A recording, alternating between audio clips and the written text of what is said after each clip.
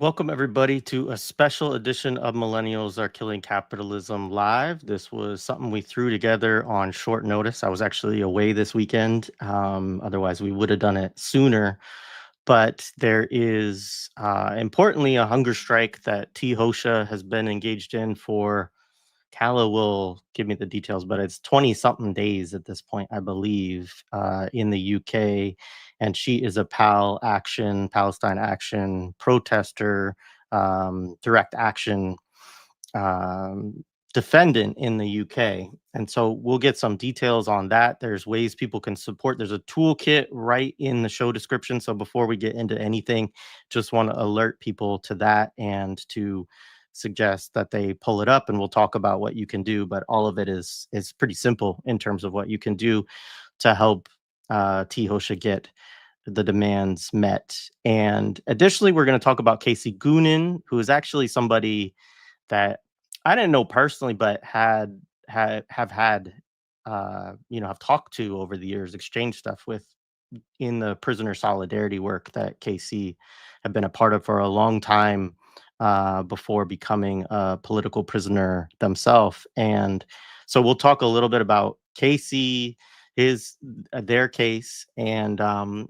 we have Dylan Rodríguez with us again. So I will say this just up front. We were kind of joking about this beforehand, but we were talking about it in a little bit of a different context. But we were briefly demonetized last week, and bringing Calla and Dylan to the show certainly won't help our chances of staying monetized. But we're all going to try to be on our best behavior today for that and other reasons, of course. And anyway, I'm really always honored to speak to both of these folks. People who don't know much about Calla Walsh's story will probably touch on it a little bit here, but we did an audio podcast. Was it a year ago? I don't know what time is anymore, but many months ago at this point, talking about the Merrimack 4 case and Pal Action US and some of that with Calla. And so that's in the show description as well. As is an article that Calla has written about T Hoxha's, situation. And so about the hunger strike, right? So we'll talk about all of that. And we'll also get into just the importance of supporting our political prisoners and movements and struggles. And more. But let me bring our guests to the stage at this point. So Calla, Dylan, it's good to be with you both. Hey, thanks for having us on. Solidarity to all the liberation folks out there. Absolutely. Does Dylan get a T-shirt when he gets to 100 Mac appearances? Dylan's not actually the leading the. Not even close. I just overstay my welcome. That's all. No, man, not at all. You're always welcome. All right, so let's start. Calla, you can help us, I think, get some context, some of the details of T Hoxha's strike. Her case, she's a part of a big group of like 24 defendants from, I believe, One Action in the UK. And so maybe you could give us a little bit of context of who T Hoxha is and the hunger strike, what that's about. And we can just kind of start there. Yeah, I think everyone listening knows, of course, what Pal Action is in the UK. The Direct Action Campaign recently illegitimately prescribed as a terrorist organization that's been going on since 2020. Hoxha is one of the Filton 24 who are arguably the Pal Action defendants and actionists facing the highest levels of repression in the UK right now. They are all being charged related to an action that was last August, I believe, near Bristol, attacking an Albert facility, causing up to £1 million in damages. They rammed a prison van into the facility they entered and allegedly caused mass destruction to drones and other genocidal weapons being manufactured there for the Zionist entity. And there has been just a growing number of people being charged and arrested related to this case. It started with like 6, I want to say. It grew to 18, it grew to 23, it grew to 24. Even in like less than the past month, there's been additional arrests under the Counterterrorism Act of folks in the UK related to this action. And Tosha is one of them. She's been locked up for a long time, and they're all being held indefinitely until their trial next April, a long time, using the powers of the Counterterrorism Act. But they haven't even been charged with terrorism. Their charges are things like criminal damages. But since PAL Action's prescription in June, the repression of these political prisoners has really intensified. I mean, it was bad to begin with. Like, they were raided in the middle of the night, often not even at their own homes, like staying at others' homes. There were multiple raids just to find these people. Really disgusting, brutal treatment, like dragging people out of their beds naked. And then long solitary confinement, interrogation, being forced to sleep 24 hours in cells with the lights fully on, torture tactics that are reminiscent of those used in the 20th century against revolutionaries. Like, when I was reading about the 24-hour lights being kept on, I was thinking about the Red Army faction, since that was a tactic used to torture them. And since the prescription, on the day that MPs voted to prescribe PAL Action, T Hoxha was transported from HMP Bronzefield to HMP Peterborough.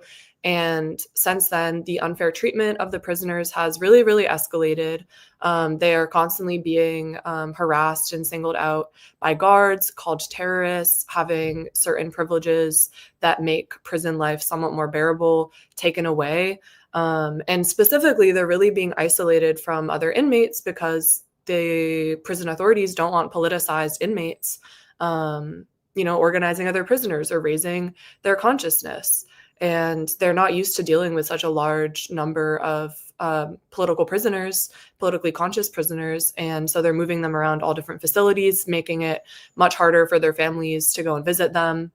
And T Hoxha especially has been targeted, removed from the few positions that made her life bearable inside, like having recreational activities, having a job in the prison library. And she was told explicitly by the authorities that this was because they don't want her interacting with other inmates because she's a so-called terrorist.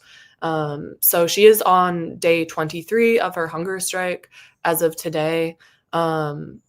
As people may already know, by day 10 of a hunger strike, you are supposed to be hospitalized. You need serious medical attention. Just a few days into not eating, your body begins to cannibalize itself. It eats itself alive. It breaks down its own fat and muscle in order to keep going. And reports from Hoxha's loved ones say that her condition is really, really dire. She can barely keep down water. She has very low blood sugar, all these very alarming medical metrics, and the prison has completely neglected her, refused to give her regular checkups, didn't give her any checkups until 8 days into her strike. And on day 18, it was when she first even got electrolyte powder. So it's really horrific. If Hoxha dies, of course, the prison has murdered her. And these are prisons run by Sodexo, private prisons, that the less they spend, caring for each inmate, the more profit they make, as something we're very familiar with in the US. But yeah, that is the, that is the most recent updates on the strike. All of her demands have been met. The pressure is working, except for written confirmation of the reinstatement of her library position. So we could be really, really close to this strike ending and saving their lives, but we need to keep up the pressure. We need people to keep making calls and emails and protesting at British embassies in other countries and pitching this story to news outlets because it's being ignored. And I have a lot more to say about, why this is being ignored and the abandonment of our political prisoners. But I think I'll stop there and maybe let us move into talking about Casey, because I think what's also helped this strike get a lot more attention is that it's being internationalized. And it's expanded to political prisoners in the US. Yeah, thank you. I do want to say, just as a note for folks, because years ago I went down this rabbit hole, but um, if the name Sodexo sounds familiar, it's probably because they sell your kids lunches at their kids' school cafeteria, and so or your local college campus. So Sodexo is a lot like Aramark, which people might be a little bit more familiar with, but it is one of these multinational corporations that provides hospitality services, which includes a lot of like theme parks, amusement parks, schools, etc., and private prisons, especially in the UK and in Australia, and like kind of the what did they call that weird name that they have for their former colonies, the Commonwealth? I don't know. And so yeah, so if people recognize that name, it is just a, one of those connections of private prisons, and the ways that they just kind of, the companies that do this just figure out ways to infuse themselves into like all of these different spheres of public life, providing some, profiting off of some service that a state needs, whether it's prisons or whether it's school lunch programs or whatever. But I did find that interesting just when I saw that Hoxha was being housed at a prison that was run by Sodexo. But Dylan, let's talk a little bit about Casey. I know that you have a longer personal relationship with Casey, and Casey is, I read one place that that they are currently the only prisoner from the student intifada, basically, that is still incarcerated at this point. But I know that they are facing federal charges, and actually I think are just awaiting sentencing at this point. Yes. But have chosen to go on hunger strike in solidarity. Even, people tell you to put forth good behavior right before you're being sentenced or whatever, but choosing to display that international solidarity and go on hunger strike, even though they are diabetic as well, right at this time. And so, yeah, just go ahead and talk a little bit about Casey and everything. What I'll share at the outset is some parts of the conversation that Casey and I just had last night. We hadn't had a chance to talk in months. I just kept missing their calls, and I was out of the country for a little while. But we were able to talk last night, which was fortuitous. So, that actually speaks to the way Casey and I just have, one of those kind of sixth dimension type connections with each other, where they always know when to reach out. They always know when to time it when it's most urgent. There's just something magical about who Casey is and how they do things. And I've known them just for folks who are here watching, listening. I've known Casey for going close to 20 years. I've known them since they were, a committed and earnest and hyper precocious, smart, brilliant undergraduate at UC Riverside, where they had just transferred from junior college. So this is around 2008, I would say, is when I first met them. And they immediately took all my classes. I had them take a graduate class with PhD students because they were just way too advanced to be in undergraduate classes. This is the kind of person we're dealing with. I hesitate to use the word genius because it tends to be individualized. It tends to, put people on this kind of weird academic platform. So I'm not going to use that word. But what I will say is that Casey in my life is a singular intellectual, just singular. So I know I introduced them as my former student. I don't consider them a student anymore. I consider them one of my most precious colleagues. And I've been with them through the journey to the present day. I mean, I was on their PhD committee when they finished their PhD at Northwestern. I gave them meticulous interaction and feedback as they were writing their dissertation and a bunch of other work. So we've done so much together that I can talk about during our conversation. But I did want to share a little bit about what Casey shared with me last night. And then maybe we can go from there. So what Casey did share with me yesterday, which I believe was the 7th day of the hunger strike and the 8th day without dinner. So it's funny the way Casey talked about the way that they and their cellie started the strike is they would say that their cellie went 4 days, but 5 dinners, right? So I guess they started that night. So it's like they're not counting the full day. So yesterday, Casey told me that yesterday was the first day they started feeling hunger pains. By the way, this is all stuff that's boggling my mind because I've never done a hunger strike. Frankly, that scares me more than a lot of other forms of physical risk. A hunger strike really scares the shit out of me. Maybe for obvious reasons, but also it's just like hunger is just for folks who haven't done it before. But if you speak with somebody who's done a hunger strike, the form of suffering that you're willingly embracing is unimaginable as far as I'm concerned. It's a different kind of pain. It's a different kind of pain. Like it's not like any other kind of pain. So when I say that Casey told me they felt hunger pains yesterday, this is not just a stabbing cramp in your stomach. It's literally just imagine a pain that is actually caused by hunger, by not having eaten for over a week. Thankfully, the first thing I jumped. So I know I say I consider Casey my colleague, but as with all my colleagues, I got it. I'll be transparent with everyone here. I have like a kind of caretaking, maybe given my gender, a paternalistic streak.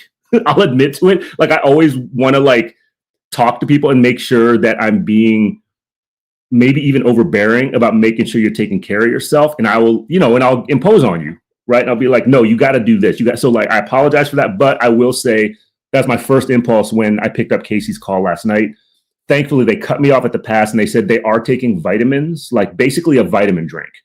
It has almost no calories in it, so they're still honoring their hunger strike, but they're taking vitamins, so that part's okay, but they are feeling hunger pains. They told me too that this is just to reiterate what Cal was saying. They recounted how they thought through the consequences of this hunger strike that they're undertaking, and that they joined the hunger strike on the 16th day that T Hoxha was doing theirs, because they wanted to bring awareness, and this is Casey's words, right? They wanted to get beyond gestures of just making more fucking statements, right? And I'm touch on that piece because that's something that Casey and I have talked about for years. So Casey wanted everyone to know that their cellmate, their cellie, did a 4-day, 5-dinner hunger strike alongside Casey. And like, this is a really beautiful thing, by the way. Casey's cellie just did this out of respect and support for Casey.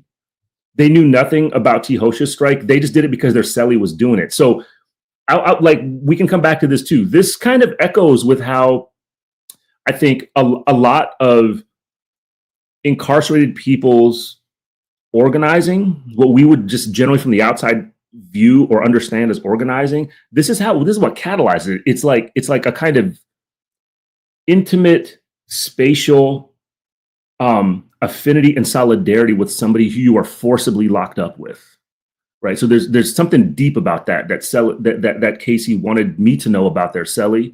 And I also want to mention that Casey was talking about how the nurses in the prison nowadays, Casey's trying to keep it somewhat, has not been kind of announcing it to the whole facility that they're on strike.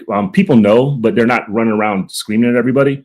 But they did tell me that the nurses are caught off guard in recent days when they reject their insulin injection, which for folks, I always have to be educated about this because I'm not diabetic, but for people who are, they make sure that they remind me that if they take insulin while on a hunger strike, their sugar, it would be dangerous. Like it could kill them. So Casey's been rejecting the insulin shots. And so the nurses are kind of like, why are you doing this? And all that Casey wanted me to communicate, for folks that know Casey is loquacious and brilliant, right? But maybe because they're tired and because they're on hunger strike and because they're feeling hunger pains, what they wanted me to communicate to Millennials Are Killing Capitalism's, crowd, is the urgency of T Hoxha's hunger strike, not Casey's own. The urgency of T Hoxha's hunger strike. I believe somebody read Casey the Middle East Eye article that came out, which maybe we can link in the comments. I was just reading Calla's article in Counterpunch, which is a thank you for that serious and rigorous outline. Calla is like really important that people read both these articles. And Casey just said, all T Hoxha is asking at this time is reinstatement of the job in the prison library, that this would bring both hunger strikes to an end. And so Casey's striking in support of T Hoxha, to reiterate, when she stops, Casey will stop. Yeah, no, appreciated. And those articles, by the way, are already in the show description as well. So both the one Calla wrote and the Middle East Eye, and one in New Arab as well. I think that also came out yesterday. There were a few articles that came out yesterday, which is great. Yeah, I mean, anything you want to add on the kind of solidarity piece, or just from Dylan's comments, Calla, there? Yeah, definitely. I'm so glad that Casey called you last night and could share that message. I know they really don't want to make this about themselves. They want to make it about T Hoxha. And I just think Casey has been so written off and abandoned by the movement and portrayed as this kind of rogue, crazy person. But doing this strike over a year into incarceration just shows how politically principled and grounded and serious they are, and that deserves so much respect.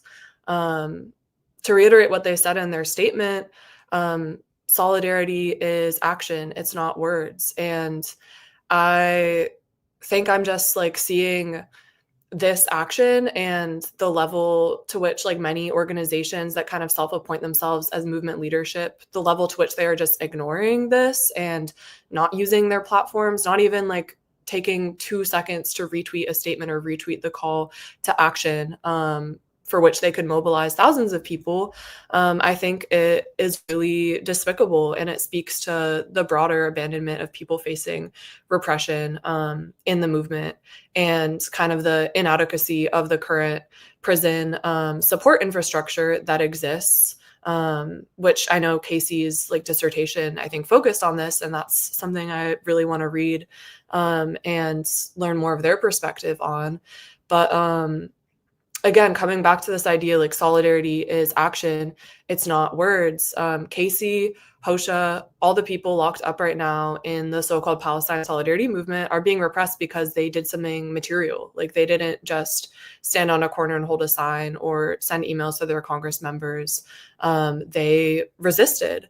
And something I've been thinking a lot about is, like the tactic of the hunger strike, since like Dylan said, it's an incredibly risky and serious thing to undertake, and rooted in the history of, the IRA, the Red Army faction, the Palestinian prisoner movement, of course. And since the Al-Aqsa flood and just the outburst of, organizing around Palestine, we've seen all these kind of like performative short hunger strikes being done by like Zoran and DA politicians, where they did a hunger strike for 5 days, literally as a social media spectacle, and then stopped it. And we also have seen students kind of do hunger strikes and then stop them. But like they've gotten so much attention that this actual hunger strike, where the participants are going until they potentially die, is getting no attention. And to me, that really exposes the like bankruptcy of the solidarity movement in the West. And I'm not trying to be like too brutally harsh, but people's lives are literally on the lines.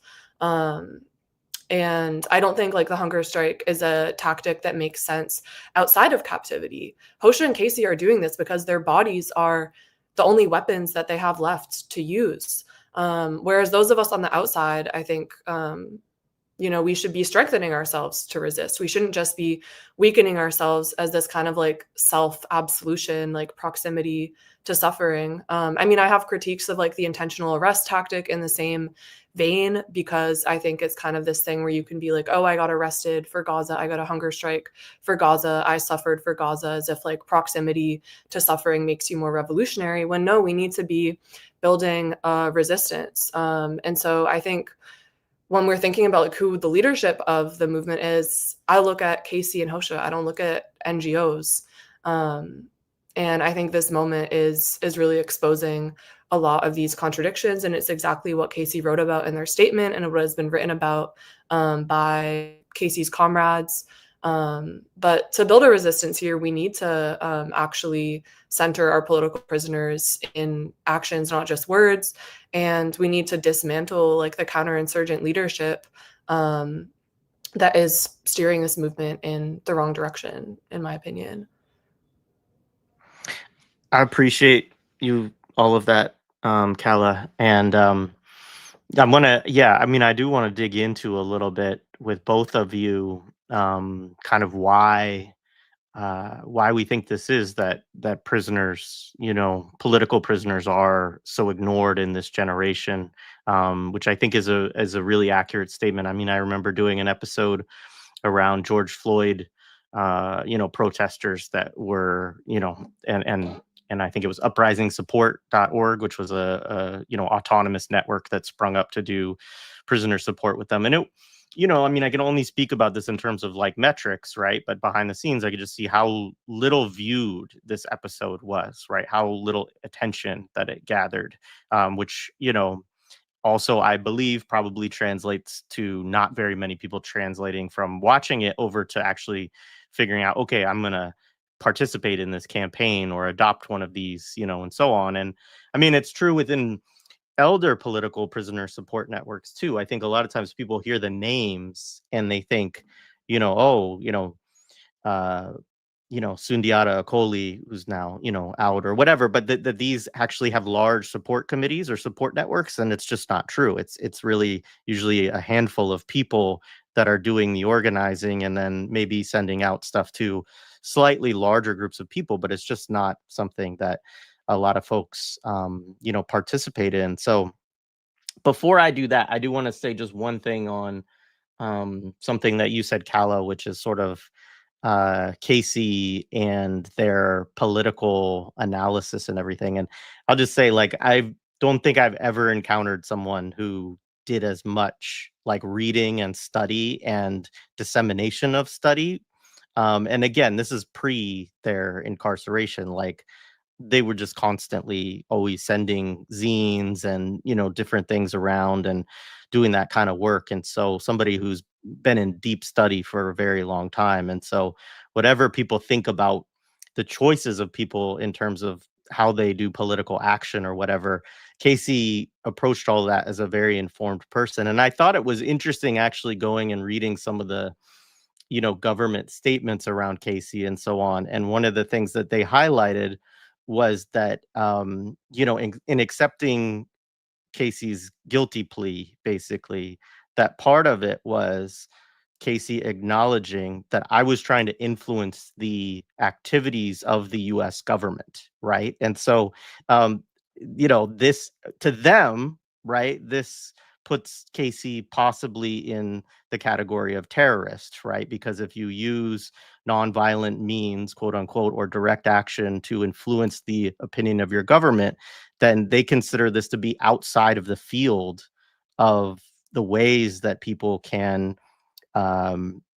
influence political action. You can only do that by requesting your, saying something to your congressman, right? The same things that you were mentioning, Calla, that, holding up a sign, going on a march, these things. But it was just very interesting that both Casey and the state were quite clear on, no, I'm trying to stop the genocide here, right? I'm trying to influence what you're doing, sending bombs to, the Zionist entity to drop on, men, women, and children. And so I just thought that was an interesting thing in terms of the kind of political analysis and clarity on sort of both sides of the fence there of what Casey's case means. But yeah, let's talk. Yeah, go ahead, Calla. Go ahead. Yeah, I just want to add to that. I think when talking about like a lot of the militant actions that have taken place since the Al-Aqsa flood in this country that make up the people who are being imprisoned and facing the heaviest charges right now, thinking not only of Casey, but Ja'Kai McRae, Elias Rodríguez, Tarek Basrouk.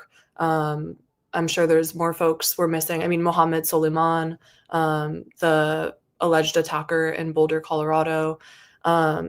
There's a lot of criticism from people in the movement about the insufficiency of these actions, about their supposed lone wolf individualist nature. And of course, every action can and should be critiqued. And I think probably the people who allegedly did those actions would welcome and receive those critiques in the interest of advancing the movement as a whole. But I think most importantly, we need to uphold these people and defend these people because they have resisted. And so few people have actually materially resisted. And I think more so these critiques need to be directed inward at the movement. And we need to be taking these chances to reflect on, why are people doing these individual actions? Why have we failed to create a popular cradle of resistance or any sort of organized infrastructure for escalated militancy? We should not blame the people who are resisting and who are taking their only chances to resist, even if, the movement as a whole is not at that level of action yet. I also just wanted to add that in there. And Yeah, Jay, can I add something real quick too? So I'm just listening to everything both of you are saying and taking it in, and you're reminding me as well that I think part of the problem that we're confronting in the context of trying to protect and defend, our people who are incarcerated and doing these hunger strikes. By the way, T Hoxha, she's willingly putting herself in the position, and I'm just being real about this. Like her life is absolutely in the balance here, right? I mean, I cannot comprehend how many days T Hoxha has gone without eating. I cannot comprehend it.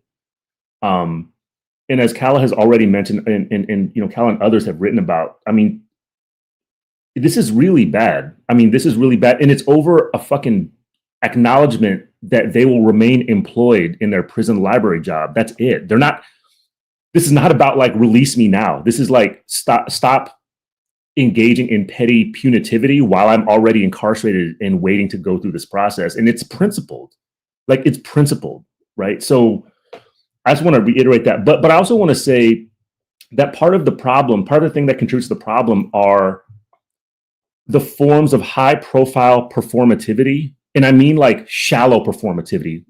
All the shit we do is performative. So like, I don't want to dismiss that concept, right? Like we're performing right now, but I'm hoping this is deep and sincere and committed stuff that we're doing, right? At the performative level. Yeah, we want people to understand this, but something that Casey and I have talked about for a long time is the problem with activist, shallow, superficial, kind of virtue signaling activist performativity, right? Stuff that is not backed up by serious principle or committed and collective sustained activity, like liberation oriented and directed activity. And, when I was preparing to come on,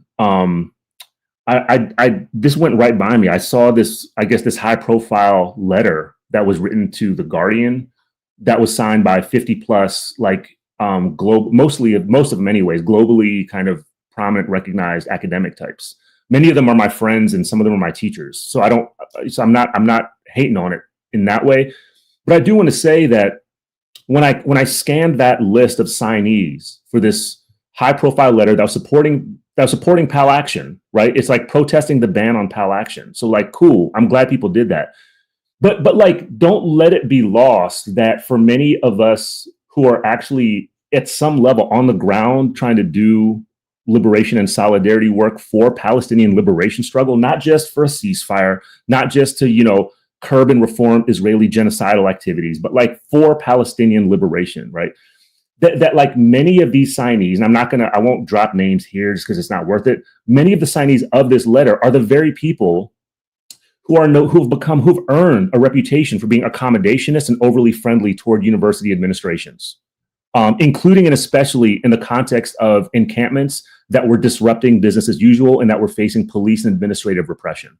So several of the people, at least, and this is like just, close knowledge, reliable knowledge. Some of the signees are like, it's like, this is crazy. It's like the fact you're on there when you're telling students that are facing expulsion, they should bargain with the administration. They should not be so hostile. They should stop disrupting business as usual. Some of them would even say you should probably disencamp now, right? It's wild. And also, I want to say one thing, and this is with all respect and love to the people who are on the signee list, who are my friends and colleagues and teachers. To my knowledge, not one of them has publicly supported Casey. Right? To my knowledge, not one of them has publicly mentioned Casey. I'm sure some of them might if they were urged to, but it just lets you know how this kind of thing goes, right? And we're talking about Pal Action. We're talking about the one political prisoner in the United States who is actively striking to support T Hoxha and in that sense to support Pal Action. So I just wanted to drop that in there too and say like this is part of what we deal with. And it's weird. It just strikes me as really weird that this is what kind of like academic fame drives is this kind of performativity, this kind of clout based, letter circulation and this kind of thing. It's weird. I don't like it. Yeah. I remember in the first, week or two after Al-Aqsa flood, we had our stream with Fred Moten and him talking about being sick of statements already. And so that was like 2 years ago now, so yeah, I mean, I get it. I want to talk a little bit more, Calla, because one of the things is that there's obviously a difficulty in talking about PAL action, and I mean particularly UK, right? Because of their own prescription, right? So, you know, I don't think I could have Huda Amori on the show right now and her not be risking, further charges, issues for her and her comrades, right? Even though I've had multiple conversations with her over the years, and those are linked in the show description as well. And people should listen to those and learn more about PAL action if they don't know or haven't listened to those things already. But we need to be able to talk about it, and especially we should be talking about it in the United States where there isn't any um we don't risk anything in the United. It's not illegal in the United States for us to talk about PAL Action UK. And so I wondered if we could talk a little bit about, you know, the status of the kind of repression now that these terrorism laws are on the books there. Um, the kind of resistance to it, which I know is also, quite widespread, including again actions that might seem performative in other circumstances, but they're actions that are actually leading to like elderly people getting terrorism charges and this kind of stuff, right? And so yeah, could we just talk a little bit about PAL action and things? And then obviously, because T Hoxha is one of these prisoners inside, maybe we could also connect it to the experience of all the people who are now kind of locked up. And even if they're not charged specifically with a terrorism charge themselves, you know, those charges or that designation has kind of signaled open season to the carceral state to also treat these people in an even more shitty way, as you kind of laid out in the beginning. Yeah, totally. And it's not just T Hoxha facing this discriminatory treatment. Like I mentioned, other examples. There is a Muslim captive, one of the Filton 24, who's being denied, religious services and being discriminated against. And like Cage International is sharing a lot of information and calls about that. But yeah, the terrorism designation, these kind of designations are not just being weaponized against resistance organizations abroad, which they have for decades. And that's really served to like sever the solidarity movement and sever the Palestinian diaspora from the resistance and from orienting around the armed struggle. But now they're also being applied to organizations based in the West, such as PAL Action, such as Samidun, to criminalize the most pro-resistance voices and activities. And I think, there's been the largest days of mass arrest in London's entire history since the designation because of these mass actions in defiance of the ban. People are getting arrested for holding signs that say, "I support action for Palestine." Like you literally cannot get away with saying the words Palestine Action without getting arrested in many cases. So yeah, those of us in the US who do still have some semblance of free speech compared to the UK, we absolutely have a duty to be talking about this as loud as possible. And I think that a lot of NGOs don't like to talk about PAL Action because it challenges the own image they're painting of themselves as the most revolutionary leadership in the movement, when PAL Action arguably in the West has had more material impact than any other campaign or organization. And that's not to fetishize it or uphold it as the only good tactic, because I think, historically, there have been joint military operations between Western guerrillas and the Palestinian resistance. PAL Action certainly isn't like the ceiling of possibility of tactics, but it has pushed it a lot higher, and it has changed the orientation around from begging our governments to do something to going and intervening ourselves, which is the distinct shift that this movement has to make.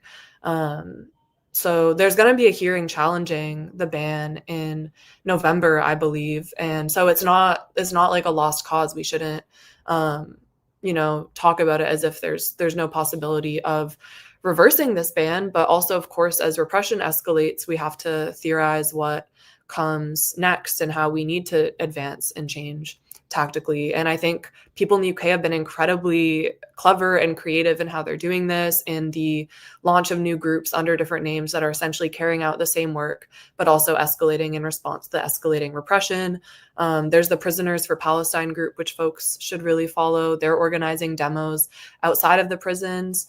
we should be going to the prisons. We should be breaking down, the barrier that they construct between us by taking our comrades captives. If Palestinian prisoners can be digging tunnels to escape Israeli dungeons with spoons, we can absolutely be, liberating our prisoners here, or at least working towards that as a vision in mind. And I think here in the US, our experience of launching PAL Action played out very differently. There's a lot of different reasons for that, lots of different differences in the legal system, the subtler colonial nature of US policing, its roots as being slave catchers, how sacrosanct property is in US law.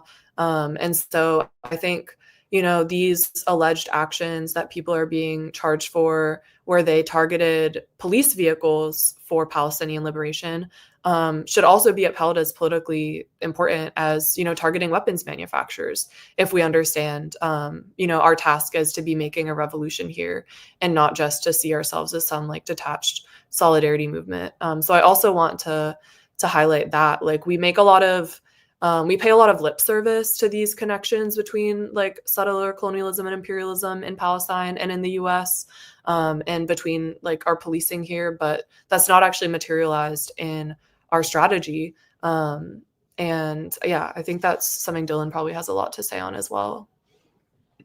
Yeah, jump in, Cal or Dylan. Yeah. I mean, just real quick. Thank you, Calla. I mean, this gets at why, Jay, your question, right? You raised a question earlier, why political prisoners are so easily bypassed, ignored. I would just, it's a kind of a pretty active neglect, you know what I mean? Because if anybody's been in any serious, vaguely left of liberal movement in the United States, or most other places, it's hard to not be at some point involuntarily informed that there are political prisoners who are probably directly related to the movement or organization or mobilization that you are part of, right? So it's like ignorance is really not an excuse in any way, shape, or form, especially in this age. So that puts a sharp and fine point on your question as to why political prisoners are actively neglected, actively ignored. I think part of the answer is that political prisoners and prisoners, by the way, I'm talking specifically and especially about unacknowledged prisoners of political prisoners, meaning political prisoners who are not acknowledged by either the states that are holding them captive or by generally a larger kind of like formal, official, international human rights community, right? Like the designation of political prisoner and or prisoner of war is quite narrow, and it tends to be pretty exclusive when it comes to the folks that we are talking about. And I think there's a bunch of reasons for that too. I don't think it's an insufficiency of the definition of political prisoner. It's because the people we are talking about expose the insufficiency, the superficiality, the shallow performativity of institutional and institutionally respectable or tolerated forms of activism and organizing. Like that's why, like I was just, talking a minute ago about the problem with these letters that academics sign. Like also, I forgot to say, I'm being a hypocrite. You give me a letter, I'm going to fucking sign it. Right. I'm with it. Like I'll do that, but I'm with Fred on this, right? Like statements are statements. I'm with Casey on this. Statements are statements. When we foreground the existence, not even the words or the thoughts, right? Just the existence of unacknowledged political prisoners and prisoners of war that the state is now calling and has been calling terrorists. It exposes the fact that this history of folks tend to represent, the fact of a disruption of institutional operations based on the very principles of justice, peace, liberation, and collective health that liberal and performative activism claims to represent. So it's exposing, right? There's something that it does there's something that their existence, collective existence does that exposes all of that. And frankly, in this moment in which activism and so-called social justice is literally industrialized, right? At various scales, it is literally industrialized. People don't want political prisoners fucking with their brand. I mean, let's be real, either their personal brand or their organizational brand. It's everywhere. So this just kind of adds another layer of context as to why we actually need to be deeply aware of all the forms of extra-state, non-state, liberal, really it's a kind of ideological repression that has dire consequences that our very own, many of our very own movements are actively undertaking, right? It's not passivity, it's not ignorance, it's actually active. Yeah, absolutely. And they think distancing themselves from militants, from people facing repression, will protect them in the end, and that's obviously not the case. I mean, revolution is illegal. The state will repress whoever they want, whenever they want. And we saw that with, all these like ICE kidnappings of students, even students who towed like a two-state solution line, even students who condemned the resistance. Like NECAP put out their statement condemning the resistance and condemning all civilian deaths, and they're still getting charged with terrorism. So as Musa Springer pointed out in a fantastic article they wrote in Mondoweiss, this is a suicidal tendency. To abandon a movement's captives is ultimately going to lead to the destruction of the movement itself, because we should all see ourselves reflected in political prisoners. If we want to pose a challenge to the state, to the empire, we are gonna inevitably be repressed. And so this idea that repression is just something we can avoid by like wording everything we say carefully and ignoring the people facing repression right now is bogus and is extremely dangerous. The more we build support structures around Casey, around Jakai, around Tarek, around Elias, around our long-term political prisoners as well, right now, that is going to serve to protect us all in the future as fascism only escalates, because it's already been here. Great points, both of you. Thank you. Let's talk a little bit. So I'm going to pull up the toolkit real quick. It is in the show description. This very easy action for people to take. So this is in the show description. Basically, you can write an email here. It's already has a pre-drafted form out, which you could edit yourself or whatever. You can also make the call, right? Follow the script as closely as you want, add to it, and then also pitching the story to journalists or news outlets, right? There's a flyer here you can print and share. Contact the local UK embassy, of which there are many in the US. Wow, I didn't realize there was that many. And yeah, so I don't know, Calla, do you want to say anything more about this toolkit? And Yeah, just like keep calling and emailing every day. People from the US were asking questions about whether they can call, but that 44 number should work from the US, and would also encourage people to record these calls to track how they're responding. In that Middle East Eye article, there was, I think, like a horrific example of someone calling and basically being like mocked and laughed at by the prison guard who picked up the call. And they said something about Hoxha being a terrorist and not warranting this treatment or something. So people should absolutely be recording the response that they get to these messages, because this prison has blood on their hands. And yeah, there's translated versions of Casey's statement, of my article, in a bunch of different languages. And I think one of the most useful things people in the US and elsewhere can be doing beyond just calling and emailing is getting their organizations to blast this to their followings, to their email lists, put out calls to action. We saw people in Belgium are organizing protests at the British Embassy. There's no reason that can't be happening in every single one of those locations that were just listed. So yeah, the more people that call, the pressure is working.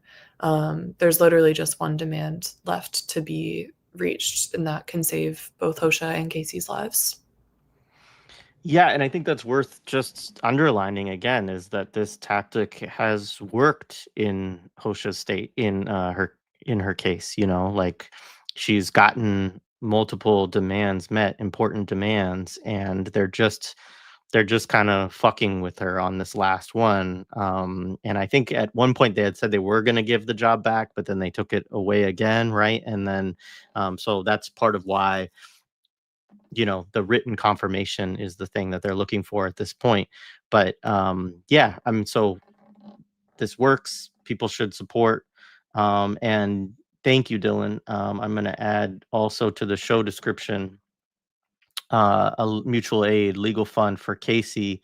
Do you want to say anything about this while I add it to the show description, Dylan? Well, just expressing gratitude to the people who have raised this amount of money. It's you know, it's been extraordinary. This is the one place that I think committed people who, beyond those who know Casey, people have really stepped up and supported them as soon as they learn about the circumstances of their incarceration and the fact that this funding is going directly to, has been going directly to legal funds.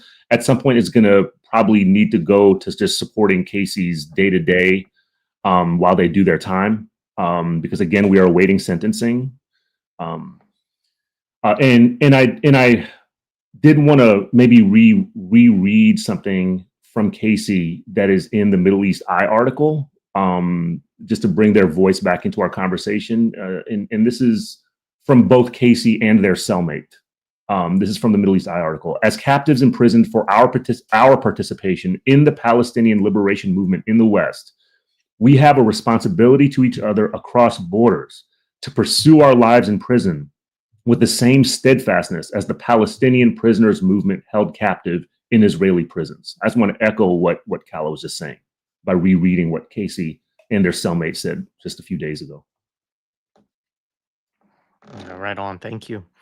Another thing I just wanted to bring up too is, you know, obviously we're talking about hunger in this context, and we're talking about the pain that comes from a hunger strike. And, you know, there are tens of thousands of Palestinians that are, you know, I mean, more than that, right? But like there's a lot that are really, really suffering with enforced starvation at this point, and, you know, are going through that in this moment right now. And I think a lot of people are familiar with this, but I want to bring it up again because there's a lot of people on different platforms that are on the stream right now, which is this website, Lifeline for Gaza. And I know the people who have put this together. And so it gathers links from existing Chuffed, GoFundMe, Donor Box, and Fund to Hope appeals from families, individuals, and grassroots community efforts in Gaza. And the appeals here are automatically ordered according to urgency or cumulative donations using software designed to prioritize those receiving the least donations over the last 5 days. And I'll say, like, when we started doing this, like a lot of times there would be like 5 or 10 campaigns at the top that had received no donations in the last 5 days. The situation is getting much, much worse on the ground in Gaza in terms of support. You can see I'm just scrolling.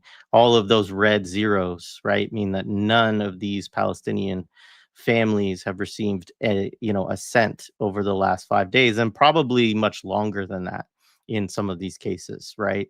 And so it's a really easy to use platform. You can click on it. You can go, it can take you right to the link to the campaign.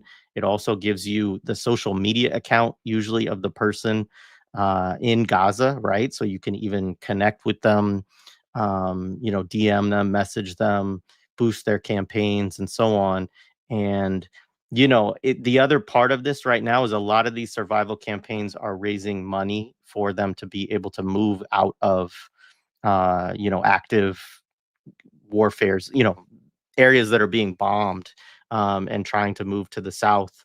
And even that journey, it costs money, right? Because you have to be able to figure out, like, what stuff you can take with you and how you can get, a ride or some kind of support to be able to do that, right? And so, anyway, I just wanted to lift that up. It's Lifeline for Gaza.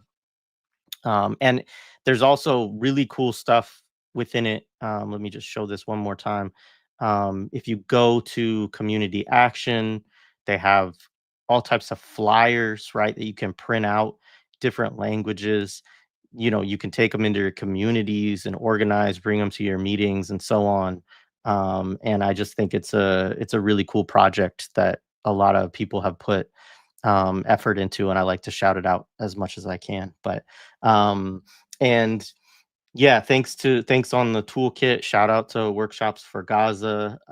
They've been doing a lot of work to also promote this hunger strike from T Hoxha and get the word out on it, and of course do great work, doing workshops regularly with a lot of folks that the funds then go to the Samir project, which is another project that we should all be, supporting to the extent that we can. They do amazing work on the ground in Gaza as well. Anything else that either of you wanted to say, Calla or Dylan? Just thank you for giving us the chance to elevate this strike. I really want to reemphasize what Dylan was saying, that the abandonment of our prisoners, our captives, is not rooted in like ignorance or people not knowing. It's active. It's an active abandonment and erasure of them. And so we also need to be as active as possible in our solidarity, and turning that solidarity into action, not words. And I just want to give a shout out to Workshops for Gaza. And I'm putting myself out there because it's been too long that it's taken too long, but I'm going to collaborate with them to do something to contribute to their work. So I'm putting myself out there on your way. Thank you, Jay, for throwing this together in like 12 hours, basically. And huge gratitude to you, Calla. I put in the chat that like the show description needs to be edited because I'm joining you today. I am joining Calla today. So I'm just really grateful for how you're relentless, how you've been relentless about keeping this out front and center. And please call on me anytime. Gratitude to both of you. Thanks, Dylan. Appreciate you, and appreciate you too, Calla. And I'll just say on that for the audience, in case they wonder how that turn of phrase came into being. We were throwing this together on the fly yesterday, and initially I was like talking to multiple people trying to set it up, and I thought it was just going to be Dylan, and then was really pleased and honored that Calla could join us. And so that it was me editing a show description and a picture to put Calla in when Calla got added to the bill. I just put Jay on blast. I didn't even mean to. No, you're all good, man. It's all good. But I was not trying to create some kind of hierarchy there at all. Hey, can I also do a quick shout out, because folks are mentioning the longtime PPs, the U.S. political prisoners. I just want to give like a heartfelt shout out to the late Ruchell McGee, the spirit of late Ruchell McGee, and the late Sekou Odinga. Just two people that came to my mind immediately when folks started talking about the longtime U.S. political prisoners and prisoners of war. Right on. Yeah, Musa shouting out Sophia Bukhari, who is like the mother of the political prisoner movement in the U.S. in a lot of ways.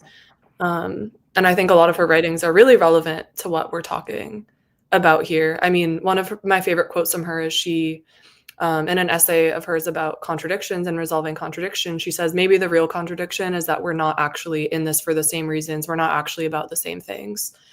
Which I think these kind of moments really expose. Like, some of us are in this for total liberation, for resistance, for revolution. Other people are in it to build a brand and a career and an NGO. And those are two very different things. And those, in my head, are not the same thing or the same movement at all. Appreciate it, Calla. Yeah, we've been reading The War Before. It's our current Millennials Are Killing Capitalism study group right now. It's been great. We're winding it down this month. Actually, I just did a post the other day. We will be starting a new one in October, and we'll have details on that soon. So that's a good reason for folks to also support the Patreon, to support the platform, is that you do get access to those study groups. And I know Dylan joined us before, so we have a lot of fun to have those study groups, and different people come through, and it's great. So anyway, yeah, so please take a few minutes today and, send an email, make a call for T Hoxha. And, in terms of Casey, Dylan, like, is the best thing to wait until sentencing and then connect with them? Do you think people should connect with them? No, now? they should connect with Casey whenever they can, however they can. Obviously, be aware anytime you do it, you communicate with somebody who's incarcerated, but especially Casey, who's being watched by the feds very closely. Just be aware that anything you say on the phone or send through the mail is going to be read by federal authorities. But like, nonetheless, despite that, maybe because of that, actually, expressions of just love and partnership and solidarity and support for Casey are deeply felt by them. Like, Casey deeply feels every single, letter, meaning the letters that you write within the letters. Like, they cherish every single pen stroke or whatever printed word that you send them. So yeah, so no, Casey's like living off that. Absolutely. Awesome. Yeah, I mean, I don't know if you have anything to add on that piece, Calla, but I think it's really great if people are able to and are willing to connect with folks that are locked up.